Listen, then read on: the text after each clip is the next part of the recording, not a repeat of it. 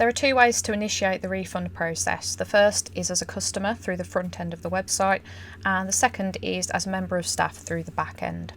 Both involve going through the same front end form, so the process is very much the same. We'll start in the back end of the order itself, and the first thing we'll need to do is scroll down to the refund request section. It's here that we'll see if anybody has requested a refund or exchange through the website, and it's here that we can go through and initiate a refund request manually. So in this case, we're going to click on Initiate Refund Request, and this will take us through to the front end form here. So what we will do is select the product that we're looking to refund,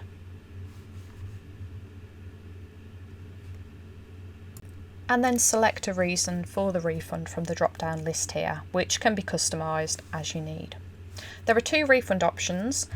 The first is the customer wallet. It's very much like an in-store credit and can be turned on and off as needed. The second is the refund through the manual method, and this will integrate with whichever payment platform you've decided upon. We can then go through and submit the request. The front-end customer will be redirected to their account, and if you're a member of staff, you can close this tab or simply move to the order in the back end. We'll need to refresh this to see the changes that have been made. You can see here the exact refund request in its entirety. So if this has come through from a customer, this is what you'll see in the back end. Equally, you'll see the same if you've put through the refund yourself. So you can take a look at the amounts and quantities on here and the details. You can also choose to upload a return label if needs be. Once you're happy with everything on the refund, you can choose then to accept the request.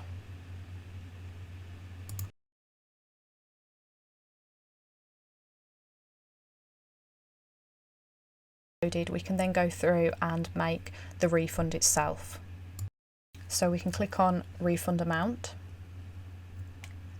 This will then scroll up to the order above, and we can choose to refund through the wallet or refund manually as needs be. In this case, we're going to click refund manually to go through the payment platform.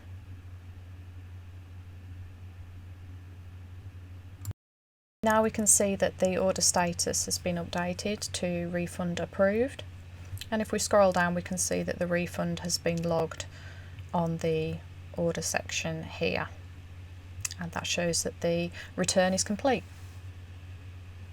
The shipping amount as standard, or do it on a concessionary basis depending on whether it's a company or a customer mistake.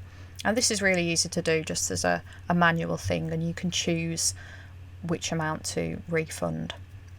Again, you can choose to do this manually or through the customer wallet. Once you're happy, it's simply a case of updating the order.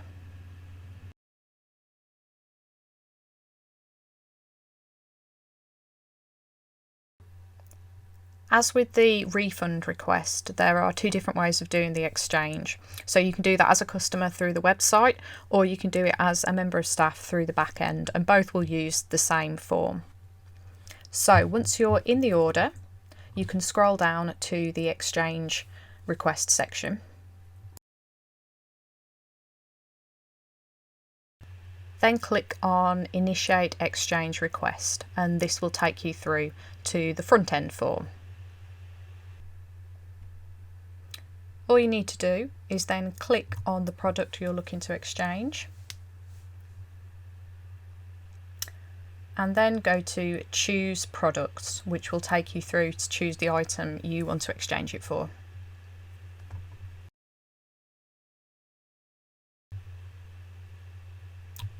In this case, we can exchange for a different size. So once you've selected that, we can then click on Exchange.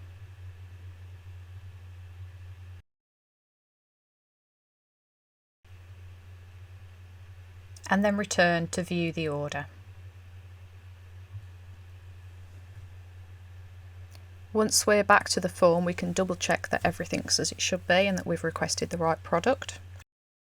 In this case, we can see that the larger size is slightly more expensive than the original item. So here it highlights the extra amount the customer needs to pay, and that will be reflected in the back end as well. We can then go on to complete the reason for the request, and we can add an extra box here if needs be, or just keep it as a drop down menu depending on the settings.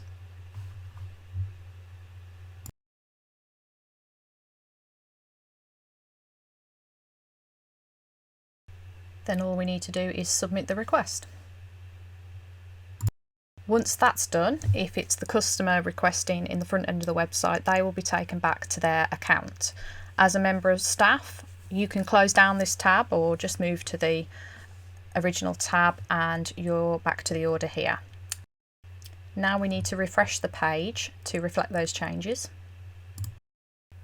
And as you can see in this section here, we've got the full rundown of the products as they've been requested, and if it was a customer that had submitted this, you would see it in exactly this format as well and would be able to approve or deny the exchange request as needed.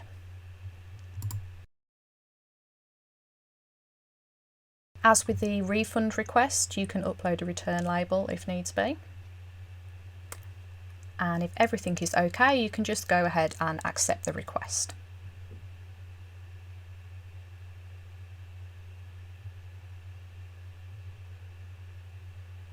The order will then refresh.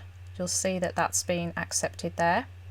And in this case, as it's an order and the exchange item is slightly more expensive, a new order is created for the difference in value. As you can see, if we return to the main order screen here, you can see that that exchange has been accepted, and you can then click onto the new order to see the new item and the additional value.